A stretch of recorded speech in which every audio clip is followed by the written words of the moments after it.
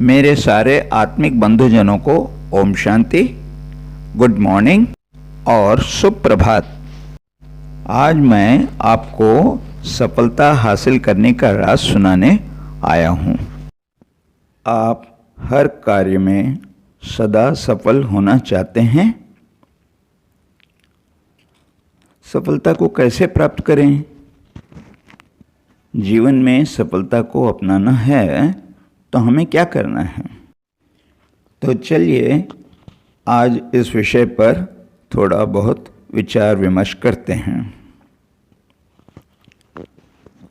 बार बार असफल होने पर मनुष्य बहुत निराश हो जाते हैं। अक्सर कई तो हार मानकर हताश हो जाते हैं। दोबारा प्रयत्न ही करते नहीं। ऐसे लोग जिंदगी में निराशा का अनुभव करने लगते हैं। यहाँ तक कि कभी कभी आत्मघाती कर बैठते हैं, क्योंकि उनको जीना ही व्यर्थ महसूस होता है। तो इस समस्या का समाधान है या नहीं, ऐसी शंका कमजोर मन में उत्पन्न हो जाती है।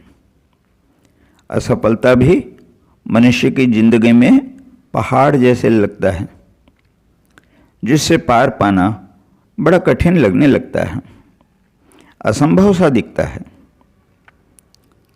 इसका कारण क्या है जिसका निवारण करने से हम सफलता हासिल कर सकते हैं?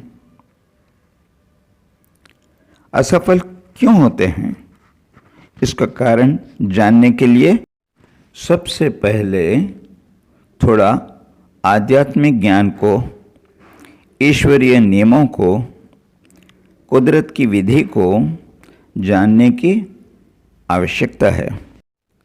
संसार में एक कहावत प्रचलित है जो सबका अनुभव भी है और सब जानते भी हैं कि जो बीज बोओगे वही फसल काटोगे, जिस फल का बीज बोओगे वही फल पाओगे, वह भी कई गुना ज़्यादा हासिल करोगे। ये जितना सत्य है उतना ही मन में जो विचार उठते हैं वही हमारे कर्मों के बीज रूप हैं। इसलिए अच्छे विचारों से अच्छे कर्मों का फल और बुरे विचारों से बुरे कर्मों का फल प्राप्त होता है। इस प्रकार किसी भी कार्य में हमें यदि सफल होना है तो हमारे मन में सकारात्मक सोचना और दृढ़ता से सोचना है कि मुझे इस कार्य में सफल होना ही है। इसे दूसरे शब्दों में हम आत्मविश्वास या अपने आप पर भरोसा करना कहते हैं। इन्हें अच्छे विचार कहते हैं। यदि उस समय हमारे मन में दुविधा, शंका, अपने स्वयं पर अविश्वास की भावना हो तो हम उस कार्य में असफल हो जाएंगे। इसलिए कहा जाता है, जैसा सोचोगे वैसा ही बन जाओगे। उदाहरण के तौर पर, जो बिल्कुल यथार्थ भी है, जो विद्यार्थी जब कुछ करने का, कुछ बनने का लक्ष्य लेकर पढ़ता है तो उसी अनुसार वह डॉक्टर, इंजीनियर, बैरिस्टर, वैज्ञानिक या कोई राजनेता आदि कुछ न कुछ बन ही जाता है। जिसके पास यदि कोई लक्ष्य ही नहीं है तो वह साधारण पढ़ाई पढ़कर आम आदमी बनकर रह जाता है। आम तौर पर हम देखते हैं हर कोई अपना परिचय इस देह के नाम, धाम, धर्म, धंधे धोरी के आधार पर ही देते हैं। लेकिन निराकार परम पिता परमात्मा शिव के दिए हुए ज्ञान के आधार से हम सब वास्तव में उनकी संतान आत्माएं हैं। यह देह विनाशी और आत्मा अविनाशी अदृश्य ज्योति स्वरूप है। परमात्मा सर्वशक्तिमान हैं, तो हम उनकी संतान होने के नाते उनकी सारी शक्तियाँ हमारे जीवन में कदम कदम पर हमें सदा सफल होने में बहुत मदद करती है।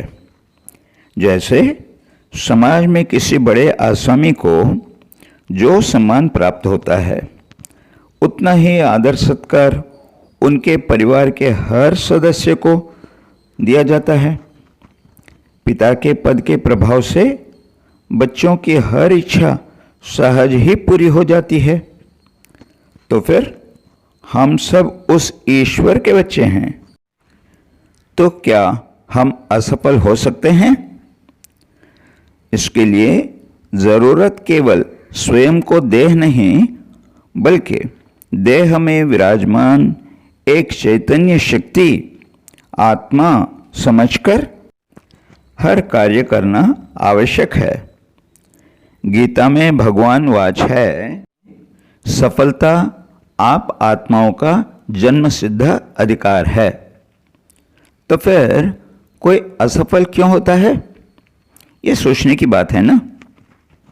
कारण है केवल हमारी आध्यात्मिक अज्ञानता या फिर आत्मविश्वास और दृढ़ संकल्प की कमी, मन में संदेह या भय का होना, या कार्य के प्रति लगन, दिल में सच्चाई और ईमानदारी की कमी।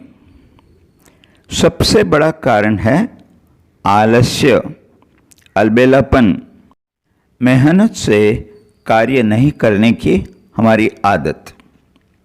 देह भान में हमारी शक्तियां सीमित होती हैं, लेकिन आत्मा के अंदर अनंत दिव्य शक्तियां होती हैं, क्योंकि परमपिता शिव सदा हमारे साथ रहते हैं।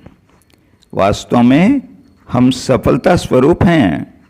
सफलता हमारा जन्म सिद्ध अधिकार है। अब आप स्वयं निर्णय कर लें कि आपको सदा हर कार्य में सफल होना है, तो आपको क्या करना होगा?